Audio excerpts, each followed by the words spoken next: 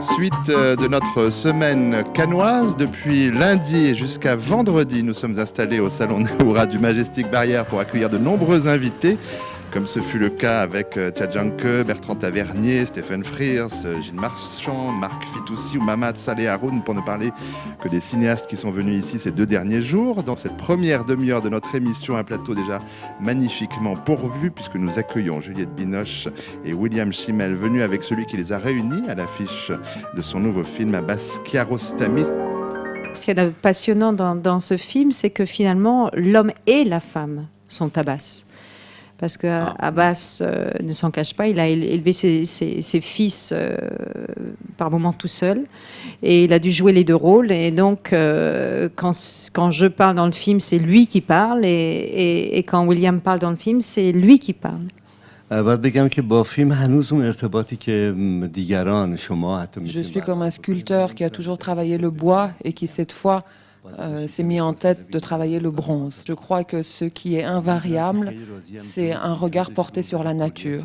La nature, ça peut être une brise qui souffle sur le vent, sur les blés, mais ça peut aussi être une brise qui souffle sur le visage de Juliette. L'expression qui émane du visage de Juliette quand elle s'entend raconter une histoire. Je vous trouvais quelque chose de perçant dans le physique, quelque chose, alors à la fois aussi dans l'allure, dans l'élégance. C'est un grand compliment, hein, merci. Mais je vous confirme que c'est un compliment, oui.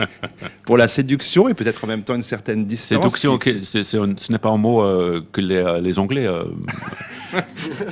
comprennent pas vraiment. Hein. Par contre, le comique, oui, parce que hier on était avec Stephen Frears, avec qui nous avons passé un drôle de moment, et je vois qu'on est parti sur les mêmes bases avec vous, William Schimmel. Je ne m'attendais pas à avoir une caméra juste devant moi pour conduire dans les petits villages à Arezzo, dans les ruelles. Ça, je m'y attendais pas tout à fait.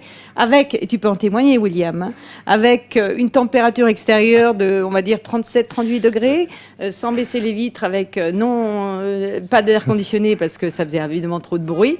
Donc vous imaginez la panique. Mais je crois que William était encore plus paniqué que moi. Sans trop en dire aux spectateurs, il faut quand même dire qu'il y a un tour de force scénaristique inouï qui a la même élégance que Fred Astaire et Sid Charisse marchant dans Central Park et tout d'un coup se mettant à danser. Et dans le même plan, on passe d'un film à l'autre. Et on peut voir ce film comme un objet presque théorique sur la croyance du spectateur au cinéma. On peut supposer que c'est un retour en arrière ou alors que c'est au contraire qu'on avance. Il y a un trou de 15 ans dont on fait ce qu'on veut, peu importe. Mais le résultat, c'est que ce qu'on finit par voir est encore plus vrai que la réalité. C'est certainement un des réalisateurs les plus généreux avec qui j'ai tourné concernant la femme. Et le fait qu'il soit iranien, je trouve ça formidable. Parce qu'on a tellement d'idées préconçues, forcément, avec toutes ces histoires de voile.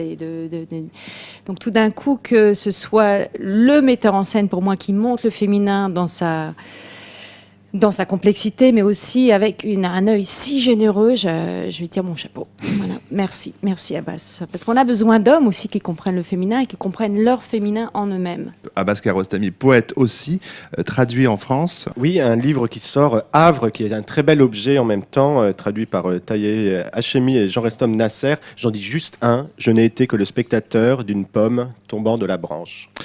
Merci à tous 3, Juliette Binoche, Abbas Kiarostami et William Schimmel et Massoumeh Laïdji, tous 4, d'être venus nous voir ce jour pour parler de copie conforme dans toutes les bonnes salles dès aujourd'hui, dans toute la France. Vous écoutez France Culture, il est presque 12h31.